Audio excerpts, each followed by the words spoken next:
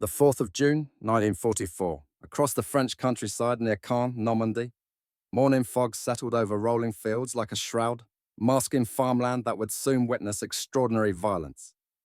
In 48 hours, the largest amphibious invasion in military history would commence. German forces manning their Atlantic Wall defenses believed their fortifications impregnable, capable of repelling any Allied assault with devastating efficiency. They could not have imagined that a single American soldier, armed with an extraordinary technique, would soon shatter their confidence and alter the course of countless engagements. Before we continue, if you enjoy these untold stories from history, do consider subscribing. It really helps the channel grow. This is the remarkable account of how one man's innovative approach to an ancient hunting craft would confound German forces entirely. It demonstrates, rather powerfully, that sometimes the most effective weapons on the battlefield emerge not from factories, but from human ingenuity itself. Private First Class James Monroe. Davis of the All-African American 366th Infantry Regiment sat quietly in a briefing room at a forward operating base in southern England. At 23 years of age, Davis had already endured a life more challenging than most of his fellow soldiers could fathom.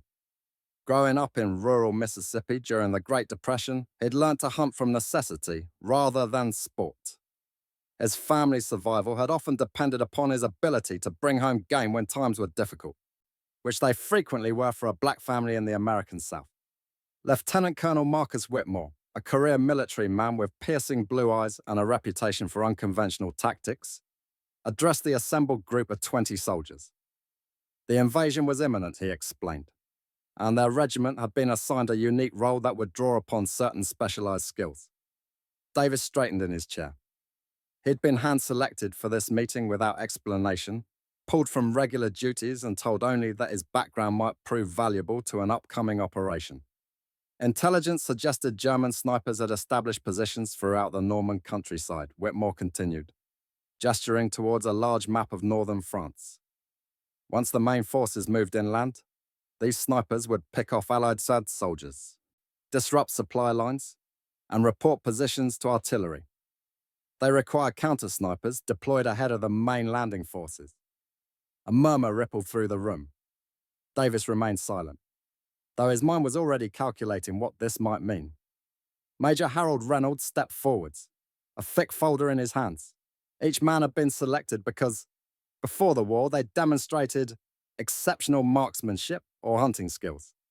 He approached Davis directly, handing him a dossier. The major understood Davis had been something of a legend back home for his ability to hunt deer without them ever knowing he was present.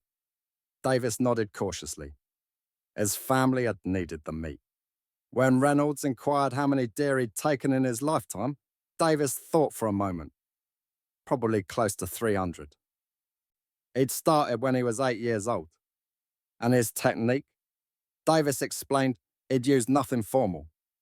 His family couldn't afford fancy equipment. He'd learnt from an old Creek Indian who lived near their farm, who'd taught him about what he called becoming the forest, making oneself part of what the deer expected to see rather than hiding from them. Reynolds glanced at Whitmore with a knowing look before addressing the room. These men were being formed into specialized counter-sniper units to deploy 48 hours before the main invasion, inserting by a boat under cover of darkness. Their mission would be to neutralize German observation posts and sniper positions before they could report on troop movements or inflict casualties. Sergeant William Cooper, a square-jawed man from Montana, who'd been a forest ranger before the war, raised his hand. With respect, most of them hadn't received specialized sniper training. That was precisely the point, Whitmore replied. The Germans were expecting military-trained snipers who followed standard operating procedures. They were prepared for that. What they weren't prepared for were hunters who'd learnt their craft chasing deer through Appalachian forests or tracking elk across Montana ridgelines. These unorthodox methods might prove their greatest advantage. Davis flipped through the dossier. It contained detailed maps of the Normandy countryside, aerial photographs of German positions, and technical specifications for the Springfield rifle he would be issued. What caught his eye, however, was a paragraph about camouflage techniques that mentioned the ineffectiveness of standard-issue camouflage against German optics. Davis spoke up, his voice steady but quiet. These camouflage patterns wouldn't work against good spotters, especially in the open farmland of Normandy. The room fell silent. It was unusual for a private to challenge operational details so directly, particularly a black private in the segregated military of 1944. To everyone's surprise, Major Reynolds nodded. Davis was right. Standard camouflage was designed for general concealment, not for fooling trained observers with high-powered optics at variable distances. He turned to Davis. He understood the private had some thoughts on this matter. Davis hesitated only briefly. Back home, he'd developed his own method for getting close to deer. The Creek called it ghost walking. It wasn't simply about covering oneself in foliage or hiding. It was about understanding how one's target saw the world and becoming something they expected to see. Whitmore encouraged him to continue. Davis explained that animals don't look for human shapes, they look for movement and things that don't belong. Germans were trained to spot military camouflage, regular patterns, sudden movements. His technique involved creating a suit from natural materials gathered on site, moving only when the wind moved the surrounding vegetation, and understanding how light and shadow worked at different times of day. Captain Frederick Parsons, the officer who would be leading the operation, looked skeptical. And this worked on deer? Davis replied that he could get within 15 feet of a white-tailed deer in broad daylight. They'd look right at him and go back to grazing. The suit changed with the terrain. In forest, it differed from field. On cloudy days, different from sunny. It was never the same twice. Whitmore and Reynolds exchanged glances. Davis had 24 hours to demonstrate this technique, Whitmore said finally. If it proved as effective as he claimed, they'd consider implementing it for this operation. The following morning, Davis led a small group, including Whitmore, Reynolds, and Captain Parsons, to a clearing 2 miles from the base. The area had been selected for its similarity to Norman farmland, open fields bordered by sparse woods and hedgerows. He'd need about 3 hours to prepare, Davis explained. Then he'd like the officers to try to locate him using field glasses. He'd be somewhere within 500 yards of their position. When the officers returned, Davis was nowhere to be seen. They established a small observation post and began systematically scanning the surrounding area with binoculars and a spotting scope. After 45 minutes of fruitless searching, Captain Parsons was becoming visibly frustrated. Reynolds was about to call off the exercise when a voice spoke from nearly 30 yards away. Davis believed this demonstrated the technique, gentlemen. The officers spun round to see Davis standing in the open field behind them. He was covered in an extraordinary suit made of grasses, twigs, and mud, with strands of material that moved with even the slightest breeze. The effect was uncanny. Not a man hidden by camouflage, but a man who had somehow become part of the landscape itself. Parsons whispered in disbelief, asking how long Davis had been standing there. Since before they'd arrived, he had watched them set up their position. Whitmore's expression shifted from surprise to calculating interest. And Davis could apply this technique in combat conditions. With a rifle. He could. The Creek had used it for warfare long before they'd used it for hunting. The principles were the same. The suit needed to incorporate materials from exactly where one was operating, and one needed to understand how one's target's vision worked. If you're finding this fascinating, do hit subscribe. It helps us uncover more stories like this. 2 days later, 20 counter-snipers, including Davis, were loaded onto a submarine transport vessel under cover of darkness. Each man carried a Springfield bolt-action rifle with telescopic sight, 7 days of rations, a radio for emergency contact, and a sidearm. What made Davis's equipment unique was an additional haversack containing various tools for crafting his specialized camouflage: twine, wire, fabric backing, and several small containers of natural pigments. As the vessel cut through the choppy channel waters, Davis sat quietly amongst his fellow soldiers. Despite having spent the previous day teaching them the fundamentals of his technique, there remained a palpable distance between him and the white soldiers. The military remained segregated, and Davis was keenly aware of being the only African American in the special unit. Sergeant Cooper settled onto the bench beside him, checking his equipment. Cooper had shown the most interest in Davis's camouflage technique and had proven surprisingly adept at applying the basic principles. He asked if Davis was nervous. Davis shook his head. Not about the Germans, just focused on what needed doing. Cooper nodded, understanding the unspoken reality. For what it was worth, he didn't care what colour the hand was that kept German crosshairs off his back. Captain Parsons made his way through the crowded vessel. They were approaching the drop point. Final equipment check. The small craft emerged from the submarine through a specialized chamber, then made its way silently towards the darkened coastline. No lights were visible from shore, a combination of blackout regulations and the late hour. Parsons whispered his reminder as they neared the beach. They'd be operating independently within their assigned sectors. Primary targets were German observation posts and sniper positions. Secondary targets were officers and radio operators. They were to avoid engagement with regular infantry unless absolutely necessary. They needed to preserve the element of surprise for the main invasion. The boat nudged against the sandy bottom. Davis was amongst the first group to wade ashore, moving silently through the shallow water with his rifle held high. The weight of history wasn't lost on him. A black American soldier amongst the first to set foot in occupied France, coming to liberate a foreign land, whilst his own people still struggled for basic rights back home. Once ashore, the unit quickly dispersed into the darkness. Davis's assigned sector was a 3-mile stretch of farmland south of Saint-Laurent-sur-Mer. An area intelligence indicated contained at least 2 German sniper positions and an artillery observation post. Moving inland, Davis found a secluded copse of trees and began the process of creating his specialized camouflage. Under the faint moonlight, he gathered grasses, branches, and soil, meticulously attaching them to the fabric backing he'd prepared.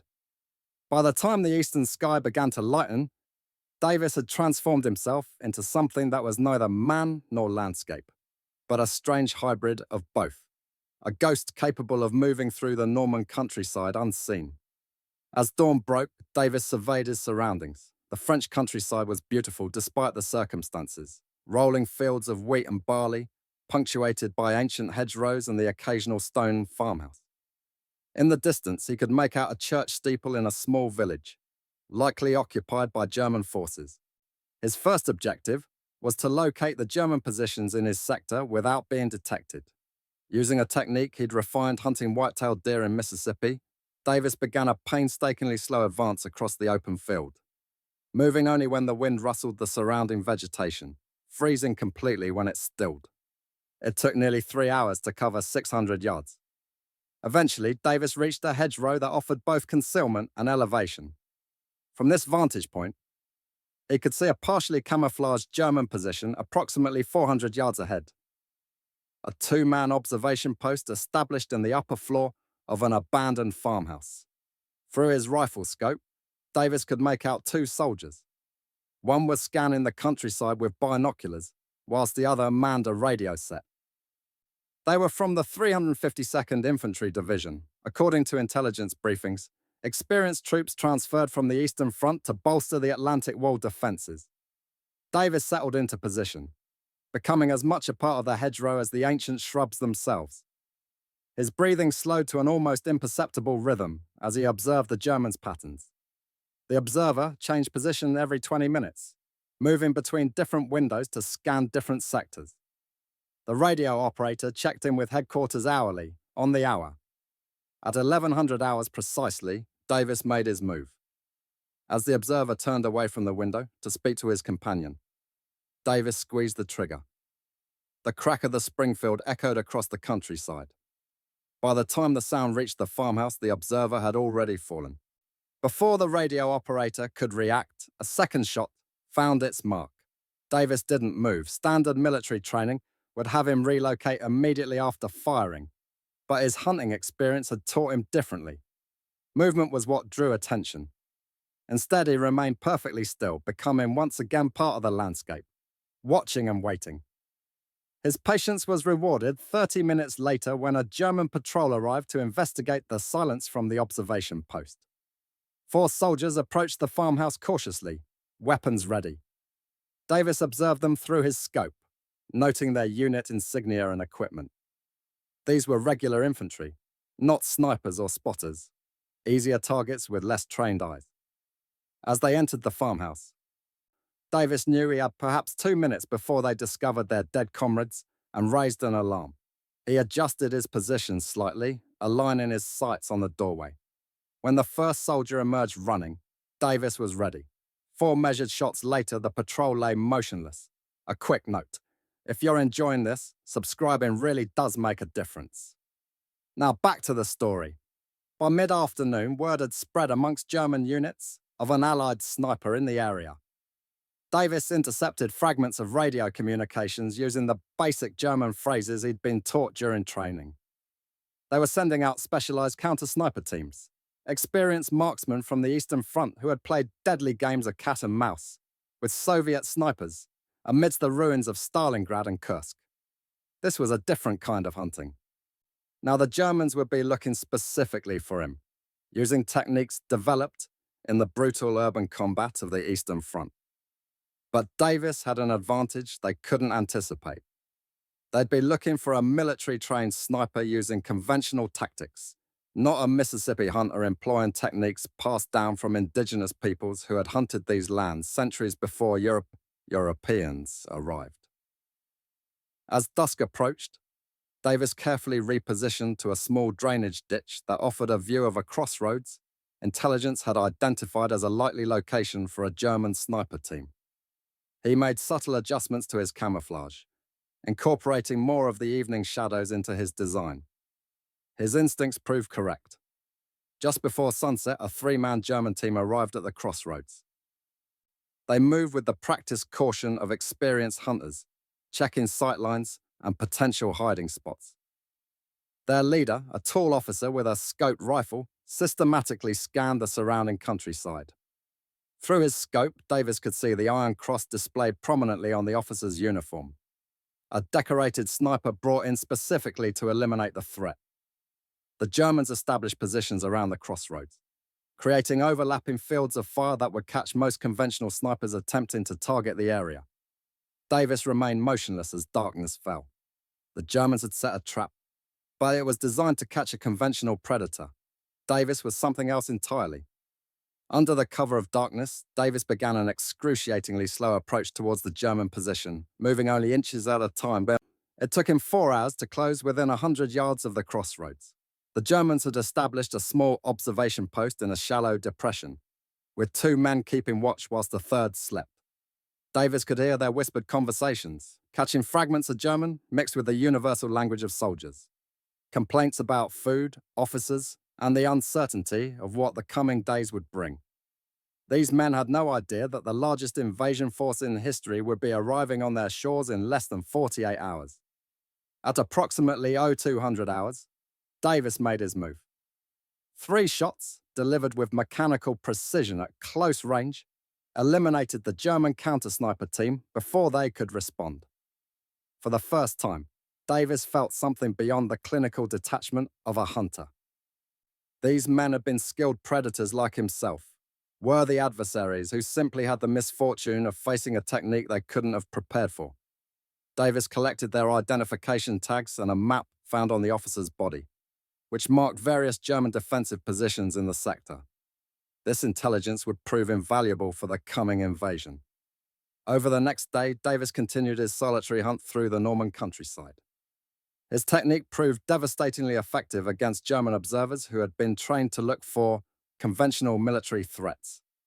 By the eve of D-Day, he had neutralized 14 enemy positions, including 3 dedicated sniper teams sent specifically to eliminate him. As darkness fell on the 5th of June, Davis found himself on a ridgeline overlooking Omaha Beach. In the distance, he could see the faint silhouettes of the invasion fleet gathering on the horizon. Tomorrow, thousands of American soldiers would storm ashore into the teeth of German defenses. Many would not survive the day. Davis's mission had been to improve their chances by eliminating observation posts that would direct artillery fire onto the landing zones. He was contemplating his next move when the radio on his belt crackled with a coded message. All Stalker units were to report status and position. Stalker 7 reporting. Davis responded quietly, using his designated call sign. Position, Charlie 49er. 14 confirmed neutralizations, including 3 spider teams. Requesting instructions. After a brief pause, Captain Parsons' voice replied. Impressive work, 7. New mission parameters. Proceed to phase line Baker and join with elements of 1st Infantry Division after landing. They were being briefed on his special capabilities. His mission would be to continue counter-sniper operations during the inland advance. Understood, Davis acknowledged. Any word on the other Stalker units? Mixed results, Parsons replied carefully. 4 units confirmed multiple neutralizations. 3 units failed to report. 2 reported heavy resistance and withdrew to secondary positions. Davis had been their most effective operator by a significant margin. Davis absorbed this information silently. He'd outperformed veteran hunters and military-trained marksmen using a technique developed by necessity in the backwoods of Mississippi. Parsons added after a moment that General Theodore Roosevelt Jr. had specifically requested Davis for his follow-up operations based on his performance metrics. This could be significant for future considerations. Davis understood the unspoken implication. A black soldier distinguishing himself in combat, recognized by a general who happened to be the son of a former president, could have implications both for his personal future and potentially for broader military integration. As dawn broke on the 6th of June, 1944, the greatest amphibious invasion in military history began. From his vantage point, Davis watched as landing craft approached the beach, immediately coming under heavy fire from German positions. The water turned crimson as men fell, yet others continued forwards determined to establish a foothold on Hitler's fortress Europe. Davis knew his role was about to expand dramatically. The specialized camouflage technique that had served him so well during the pre-invasion phase would now be tested in the fluid, chaotic environment of a major offensive. The Germans would be desperate, and desperate men became both more dangerous and more careless. As he watched the distant battle unfold, Davis thought back to his childhood in Mississippi, to the old Creek man who had first taught him these techniques. It's explaining that becoming invisible wasn't about hiding. It was about understanding how to be seen without being noticed. The Germans had demonstrated time and again that they could not see what they did not expect to find. A black American soldier using indigenous hunting techniques to become a ghost on the battlefield. Sergeant William Cooper appeared beside Davis, his own camouflage considerably improved after learning from Davis's techniques, though still not as sophisticated. Quite a show, Cooper remarked, nodding towards the beach. Those boys were paying a heavy price, Davis observed soberly. Cooper glanced at Davis with newfound respect. Word was Davis had taken out 14 positions single-handedly. The rest of them combined hadn't managed that many. Davis shrugged slightly, just applied what he knew. Different kind of hunting, same principles, whatever he was doing. It was working, Cooper said. Command wanted it expanded. There was talk of forming a specialized unit under Davis's guidance, assuming he was willing to teach others. Davis considered this. In civilian life, such an opportunity would have been unthinkable for a black man from Mississippi. The irony that it took a world war for his skills to be recognized wasn't lost on him. He was willing, he said finally. But it took a certain mindset. Not everyone could learn to think like prey in order to hunt the predator. Cooper nodded thoughtfully. He'd been hunting elk in Montana since he was 12. Thought he knew everything about stalking. After watching Davis work, he'd realized he didn't know a damn thing. He paused. Davis had saved a lot of lives. Men who would never know his name would go home to their families because of what he'd done here. Before Davis could respond, the radio crackled with new orders. The beachhead had been established, and the 1st Infantry Division was moving inland. Davis and Cooper were to proceed to a rendezvous point 2 miles from their current position to join a specialized reconnaissance unit. As they prepared to move out, Davis made final adjustments to his unique camouflage. The strange suit of vegetation, mud, and fabric that had confounded German observers would need constant modification as they moved through different terrain. It was labor-intensive and required constant attention, but its effectiveness had been proven beyond any doubt. What neither man knew as they descended from the ridgeline was that Davis's technique would soon become legendary amongst both Allied and German forces. A ghost story whispered amongst German units about an invisible sniper who could strike from anywhere without being seen.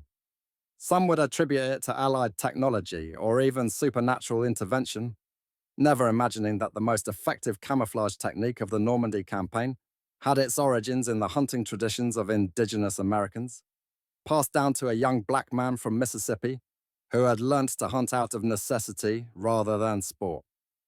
If you've stayed with us this far, you're exactly the kind of viewer we make these for. Please do subscribe. As they made their way towards the rendezvous point, the sounds of battle echoed across the Norman countryside. The liberation of Europe had begun, and James Monroe Davis would play a role that military historians would study for generations, not just for its tactical significance, but for how it demonstrated that innovation often comes from unexpected sources, and that sometimes the most effective weapons are not technological marvels, but ancient knowledge applied in new ways. By mid-afternoon on D-Day, chaos reigned across the Normandy countryside. The initial landings had secured a tenuous foothold, but German resistance remained fierce as Allied forces pushed inland. Davis and Cooper arrived at the designated rendezvous point, a partially destroyed farmhouse serving as a temporary command post for elements of the 1st Infantry Division. Captain Lawrence Sullivan, a battle-hardened officer with a fresh bandage across his left cheek, greeted them with barely concealed surprise when Davis identified himself. He was the one they called the Ghost. Intelligence said he'd eliminated 14 observation posts single-handedly. Davis confirmed this simply. Sullivan nodded, a hint of respect crossing his features. General Roosevelt had specifically requested Davis's assistance. They were having trouble with German snipers harassing their advance from the ridgeline east of Saint Laurent.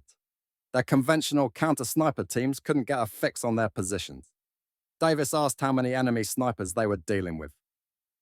Intelligence suggested at least a dozen, possibly more. They'd already taken out 3 of their officers and several radio men. They were targeting anyone who looked like they might be in command. Davis considered this information. He'd need a spotter, someone with patience and good eyes.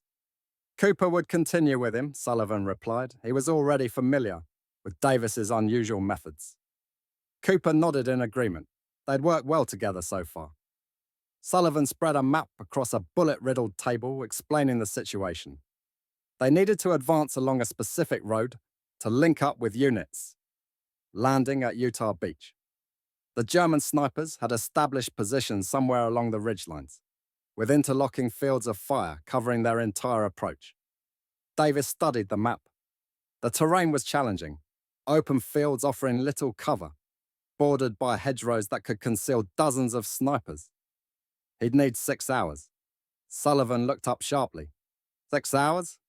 They were on a tight timetable. 6 hours to locate and neutralize the sniper positions, Davis clarified. If they sent men up that road before then, they'd lose a lot of them. Sullivan considered this, then nodded reluctantly. Davis had until 1900 hours. After that, they'd move regardless. Davis and Cooper departed immediately, making their way towards the contested ridgeline through a series of drainage ditches and sunken farm tracks. Davis moved with a fluidity that continued to impress Cooper, not so much hiding as becoming part of the landscape itself. During a brief rest in the cover of a hedgerow, Cooper asked how Davis moved like that. Davis adjusted elements of his camouflage suit, incorporating local vegetation. The creek taught that animals don't see like humans, he explained. They see movement first, shapes second, and details last. Germans with scopes were looking for shape and shadow, sudden movements, reflections. The trick wasn't to hide. It was to be seen without being recognized. Cooper remarked that Davis made it sound simple. The principle was simple, Davis replied. The execution took practice. He surveyed the ridgeline ahead through his binoculars. Most people tried to hide completely. That created an absence, a void that trained observers noticed. Better to be visible but misunderstood. Cooper pondered this.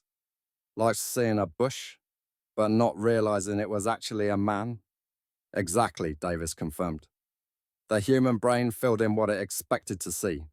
Germans expected American snipers to behave in certain ways, moving quickly between positions, using standard concealment techniques. They didn't expect someone who could stand motionless for hours, becoming part of the landscape itself. As they approached the ridgeline, Davis's demeanor changed subtly. He became even more deliberate in his movements, studying every detail of the terrain ahead. 300 yards from the base of the ridge, he stopped abruptly, signaling Cooper to freeze. There, Davis whispered, nodding almost imperceptibly towards what appeared to be an ordinary section of hedgerow. German sniper, top tier, Eastern Front experienced. Cooper strained to see what Davis had spotted. How could he tell? The birds, Davis explained. Starlings had landed everywhere along that hedgerow, except for one 10-foot section. Something had disturbed them there, but nowhere else. Now Cooper could see it, a subtle disruption in the natural pattern, almost invisible unless one knew precisely what to look for. So what was the play? They'd wait, Davis replied, settling into an absolutely motionless position. The best hunter wasn't the one who chased, but the one who anticipated. For the next 2 hours, they remained perfectly still, observing the German position. Occasionally, they caught glimpses of movement as the sniper made minor adjustments to maintain his field of fire. Davis studied these movements intently, building a mental picture of his adversary's patterns and habits. He was good, Davis commented quietly. Changing his position every 18 to 20 minutes, minimal movement. Probably had a spotter they couldn't see yet. As the afternoon wore on, Davis identified 4 more sniper positions along the ridgeline. Each was masterfully concealed, using conventional military techniques, positions that would have been nearly impossible to spot without his specialized knowledge of how to see what others missed. They'd established a classic crossfire setup, Davis observed. Any unit moving along that road would be caught from multiple angles. No wonder their counter-sniper teams couldn't get a fix on them. At approximately 1700 hours, Davis made his move.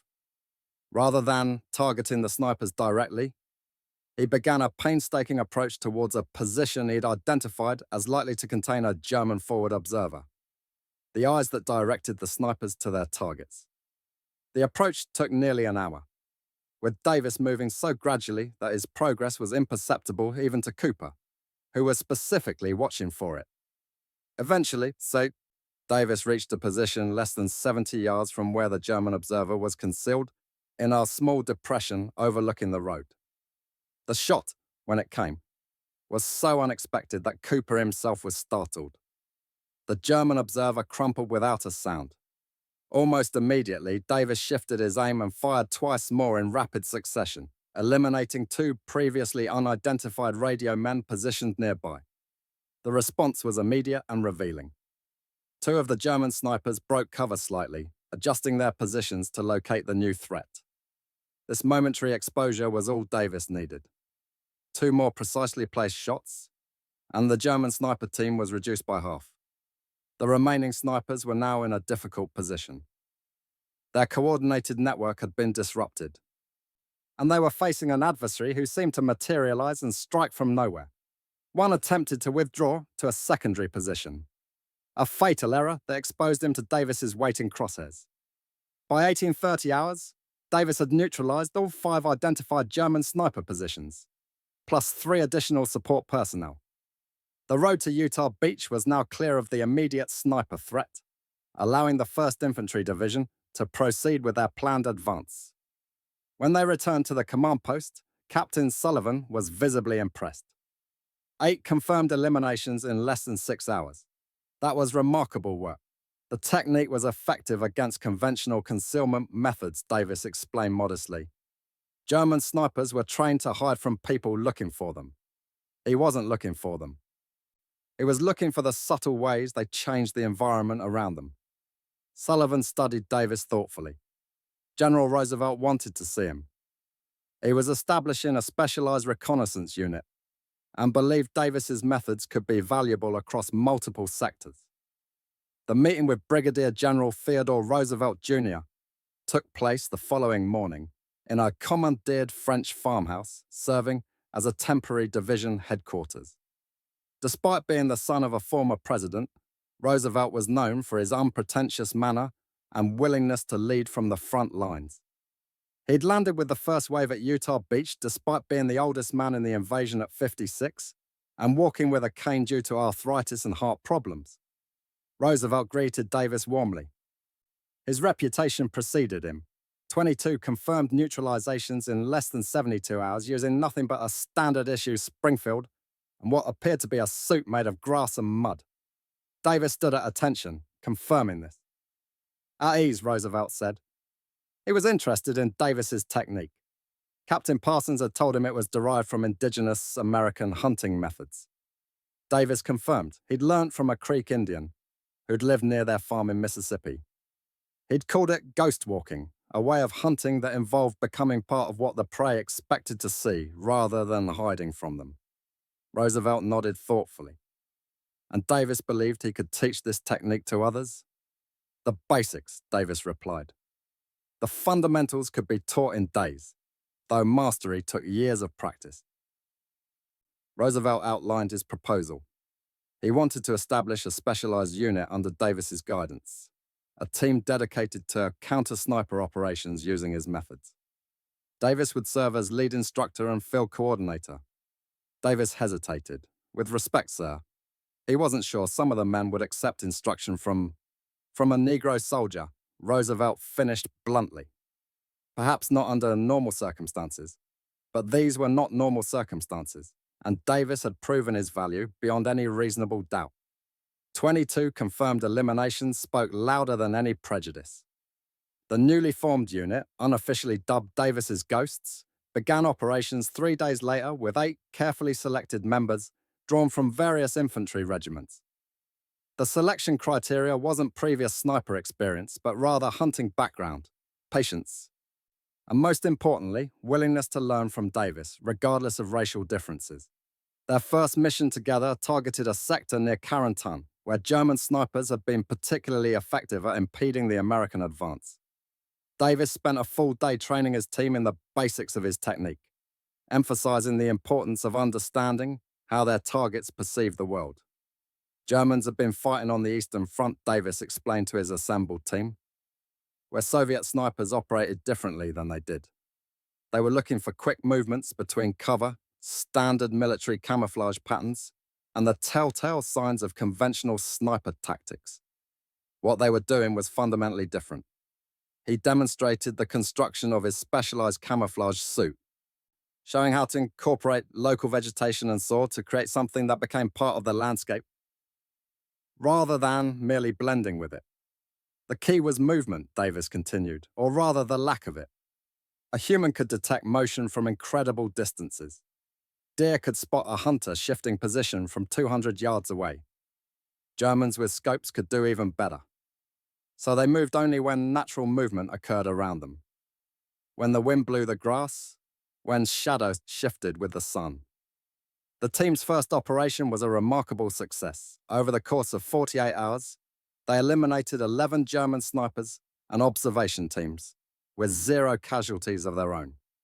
Word of their effectiveness spread quickly through the American lines, with units specifically requesting their support for difficult advances. General Omar Bradley, commanding the 1st Army, received reports of this unusual unit's success and requested a demonstration. In an audacious display of confidence, Davis volunteered to infiltrate the general's own headquarters security perimeter using his technique. Davis had challenged Bradley accepted with interest. The following morning, Bradley and his staff gathered for their regular briefing in a fortified command post. Halfway through the meeting, Davis suddenly spoke from a corner of the room where he'd been standing, completely unnoticed for over 30 minutes. General, he believed this demonstrated the effectiveness of the technique. Bradley, not easily surprised after decades of military service, was momentarily speechless.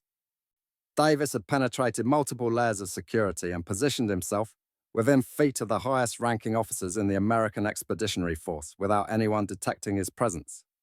Extraordinary, Bradley finally remarked. And Davis could teach this to others? Not to this level of proficiency quickly, Davis replied. But the basic technique could be taught in days. Bradley turned to his stuff. He wanted this method documented and implemented across all reconnaissance units. This could significantly reduce their casualties from enemy snipers. By mid-July, Davis's specialized unit had expanded to 24 members operating across the Normandy front. They'd collectively accounted for over 100 confirmed neutralizations of German snipers, observers, and forward controllers. German communications intercepted by Allied intelligence revealed growing concern about the phantom snipers who seemed able to strike without warning and disappear without trace. Obersturmführer Wilhelm Richter, a decorated German sniper instructor, transferred from the Eastern Front specifically to counter this new threat, wrote in his field journal that the Americans had deployed a new type of sniper using techniques they'd not encountered before. Conventional counter-sniper tactics proved ineffective. They didn't move between firing positions as expected, but seemed to materialize from the landscape itself. Several of their best men had been lost without ever identifying their attacker. The German High Command responded by deploying specialized hunter-killer teams drawn from mountain divisions and forest rangers, men with extensive pre-war hunting experience similar to Davis's background. This escalation led to increasingly sophisticated duels between opposing sniper teams across the Norman hedgerows. On the 1st of August, Davis had found himself hunting the hunter, tracking Obersturmführer Richter himself through the densely vegetated terrain near Falaise. Intelligence had identified Richter as the mastermind behind the German counter-sniper efforts, and eliminating him would significantly degrade their effectiveness. The pursuit lasted 3 days, with both men employing every trick in their considerable arsenals. Richter, a former Bavarian gamekeeper with extensive experience hunting chamois in alpine terrain, proved a worthy adversary. Twice he nearly turned the tables on Davis, setting cunning traps that would have caught a less experienced hunter. The final confrontation occurred in a small valley south of Falaise, up Falaise. Davis had been tracking subtle signs of Richter's passage: broken stems of grass bent in consistent patterns, slight disturbances in morning dew, the unnatural silence of birds in specific areas. These signs led him to a vantage point overlooking a natural choke point between two hedgerows. Davis prepared his position meticulously, incorporating elements of the surrounding vegetation into his camouflage suit and settling into a shallow depression that offered both concealment and a clear field of fire. Then he did something counterintuitive. He deliberately created a subtle disturbance in the natural pattern of the area, the kind of disturbance that only a master hunter like Richter would notice. The bait was set, and Davis became as motionless as the earth itself, his breathing so shallow it wouldn't disturb a butterfly perched upon his chest. Hours passed. The sun climbed towards its zenith, then began its descent towards the western horizon. Near dusk, Davis detected the almost imperceptible signs of Richter's approach, not through sight, but through the behavior of a pair of finches that briefly altered their feeding pattern. The German was good, moving with a level of skill Davis had rarely encountered. But he was still thinking like a conventional hunter, stalking conventional prey. Richter's focus was on the subtle disturbance Davis had created, his experienced mind recognizing it as a potential sniper position. As he maneuvered to approach from an unexpected angle, he committed the one error Davis had been waiting for. He momentarily silhouetted himself against the evening sky whilst crossing between two hedgerows. The single shot echoed across the valley. Obersturmführer Wilhelm Richter, decorated veteran of Stalingrad, and to the Caucasus, holder of the Knight's Cross with oak leaves, fell without ever seeing his adversary. In his journal, later recovered by American forces, his final entry read, "I hunt a ghost who has learnt to hunt as the shadow hunts, not by chasing, but by being present when the prey arrives." By late August, as Allied forces prepared for the liberation of Paris, Davis's unit had expanded its operations to include training other reconnaissance teams in his specialized techniques. Their confirmed elimination count had risen to over 300 German snipers, observers, and high-value targets, an extraordinary accomplishment that drew attention from the highest levels of Allied command. General Dwight D. Eisenhower, Supreme Commander of Allied forces in Europe, requested a personal briefing on the unit's methods. The meeting took place at his forward headquarters in a French chateau near the front lines. Davis, now promoted to staff sergeant based on his exceptional service, presented a detailed analysis of his technique and its effectiveness against German countermeasures. The fundamental principle, Davis explained to the assembled officers, was psychological rather than technological. Germans expected American snipers to behave according to established military doctrine. When they operated outside those parameters, using techniques derived from indigenous hunting traditions, the Germans struggled to adapt. Eisenhower, known for his pragmatic approach to warfare, was immediately supportive. This was precisely the kind of innovative thinking they needed. The Germans prided themselves on technical superiority and rigid tactical doctrine. Davis's approach undermined both advantages. As the Allied advance continued through France and into Belgium, Davis's unit faced new challenges. The terrain changed from the hedgerow country of Normandy to more open farmland, and eventually to the dense forests of the Ardennes. Each environment required adaptations to the basic technique, with Davis continually refining his methods to maintain their effectiveness. By December 1944, when the Germans launched their desperate Ardennes offensive, later known as the Battle of the Bulge, Davis's specialized camouflage techniques had been adopted by sniper and reconnaissance units throughout the American forces. The original unit, still led by Davis and now officially designated as the Special Reconnaissance Detachment, continued to perform critical operations targeting high-value German assets. During the chaotic early days of the German offensive, when American units were surrounded and communication lines severed, Davis led a daring operation to infiltrate German lines and gather intelligence on Kampfgruppe Piper, the most effective German mechanized battle group. Over the course of 4 days in temperatures well below freezing, Davis and 3 team members moved through German-controlled territory, gathering critical information on unit dispositions, strength, and movement patterns. The extreme winter conditions required significant modifications to their camouflage techniques. Davis developed a new variant incorporating snow, ice, and bare branches that proved equally effective in the winter landscape. German sentries, even those specifically watching for infiltrators, repeatedly failed to detect Davis and his team as they moved within yards of major German assembly areas. The intelligence they gathered proved crucial for American counterattacks in the northern shoulder of the Bulge. Major General Matthew Ridgway, commanding the 18th Airborne Corps, specifically credited their information with saving hundreds of American lives by identifying previously unknown German artillery positions and supply routes. As winter gave way to spring and Allied forces pushed into Germany itself, Davis faced perhaps his most difficult assignment yet. Intelligence had identified a specialized German sniper school operating in the Harz Mountains, training a new generation of snipers in techniques specifically designed to counter Davis's methods. The school was commanded by General Major Reinhard Wolf, Germany's most decorated sniper from the First World War, and a leading authority on counterinsurgency operations. The mission to neutralize this threat was designated Operation Phantom and placed under Davis's direct command. He selected 7 of his most experienced operators, including Sergeant William Cooper, who'd been with him since the pre-day operations in Normandy. This wouldn't be like anything they'd faced before. Davis warned his team during the mission briefing. Wolf had been studying their techniques for months. He was training his students specifically to counter their methods. They'd be looking for exactly the signs they tried to eliminate. The operation began on the 12th of April, 1945, with the team infiltrating German lines near Thalle, at the northern edge of the Harz Range. The mountainous terrain was challenging, with dense forests covering steep slopes and numerous cave-ins offering perfect concealment for German observers.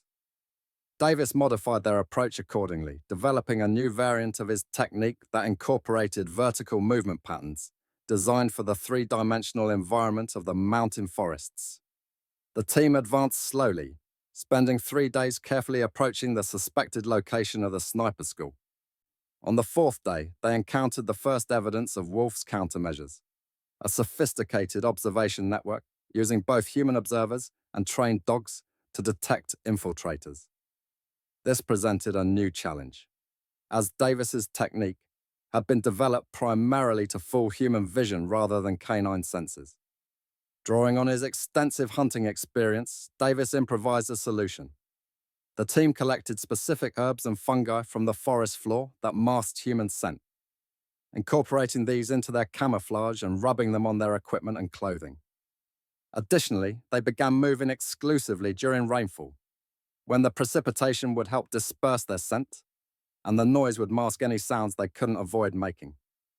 Despite these precautions, the approach to the sniper school was the most challenging operation of Davis's career. Twice they narrowly avoided detection by German patrols, accompanied by shepherds specifically trained to alert to human presence.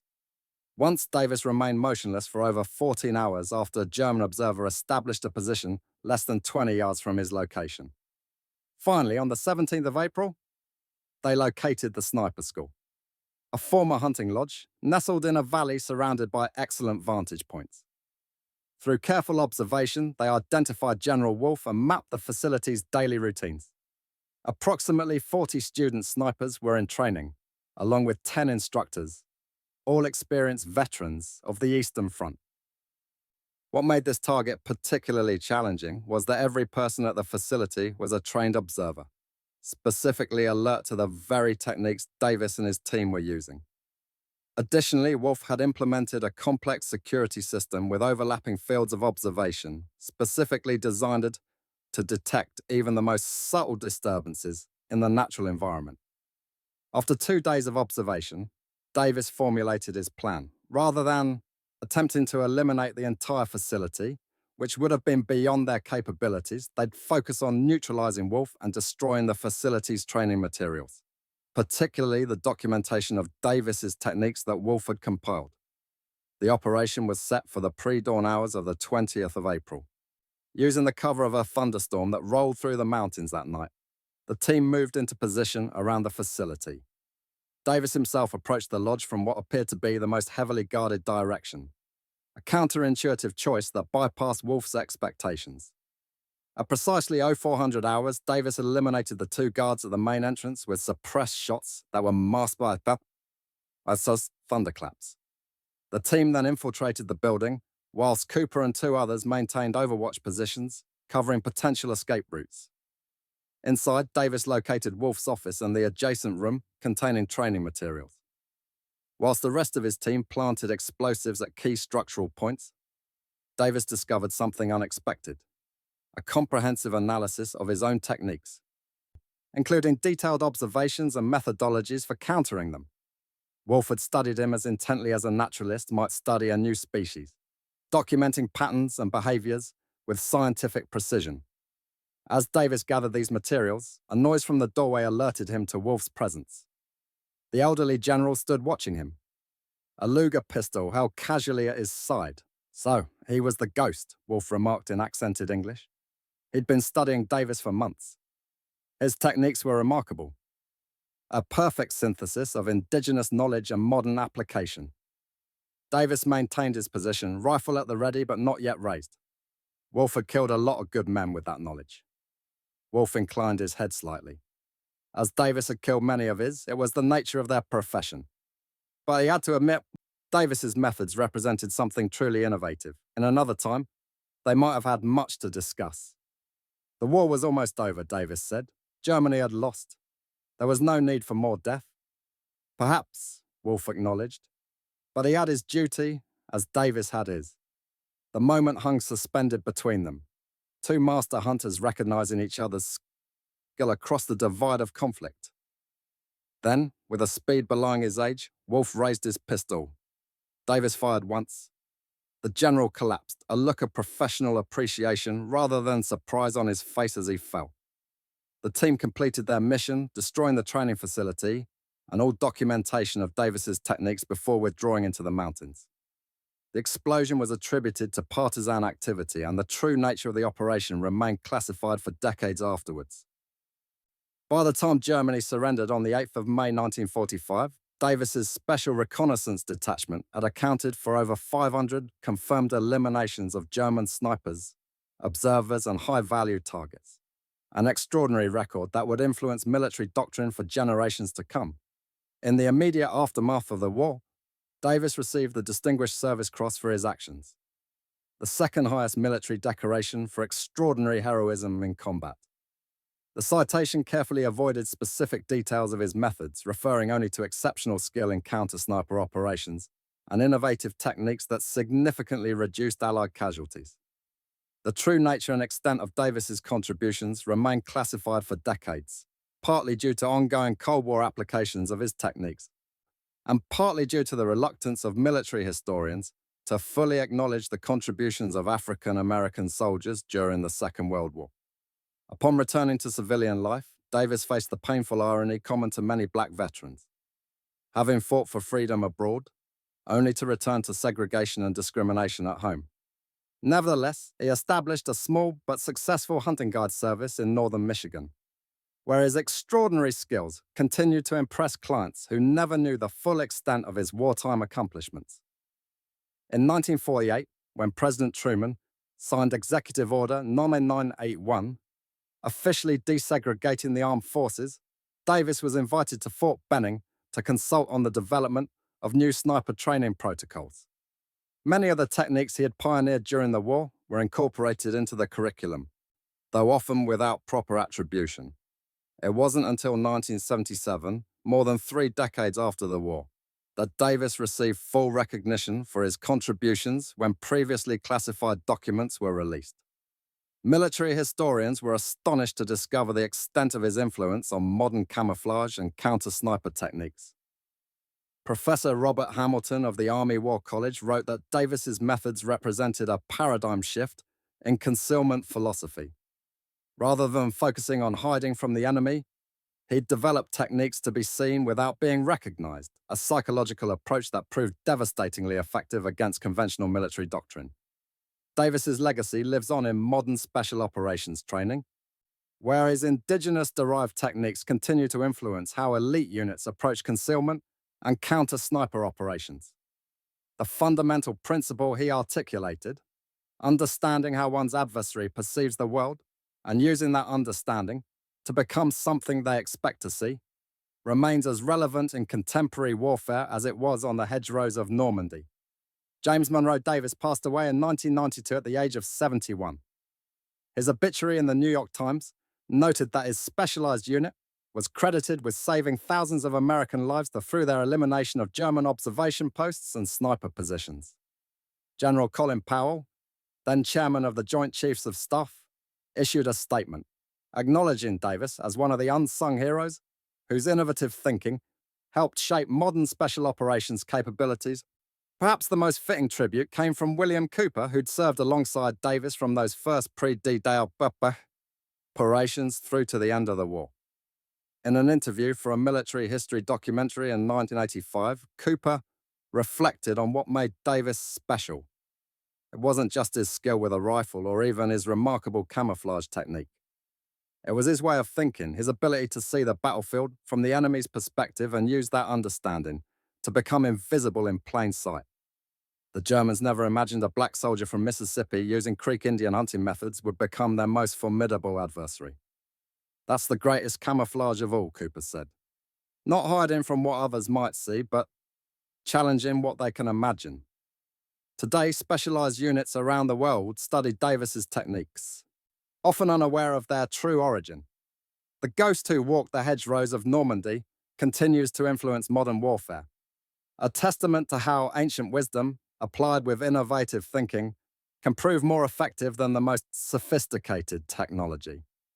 The story of James Monroe Davis reminds us that innovation often comes from unexpected sources, and that sometimes the most valuable knowledge is not created in research laboratories or military academies, but passed down through generations of people whose survival depended on understanding the fundamental principles of nature and perception. In the complex theatre of modern warfare, this lesson remains as relevant as ever. That sometimes the most effective way to avoid being seen is not to hide, but to transform how others see. And that concludes our story. If you made it this far, please share your thoughts in the comments. What part of this historical account surprised you most? Don't forget to subscribe for more untold stories from the Second World War. And do have a look at the video on screen for another incredible tale from history. Until next time.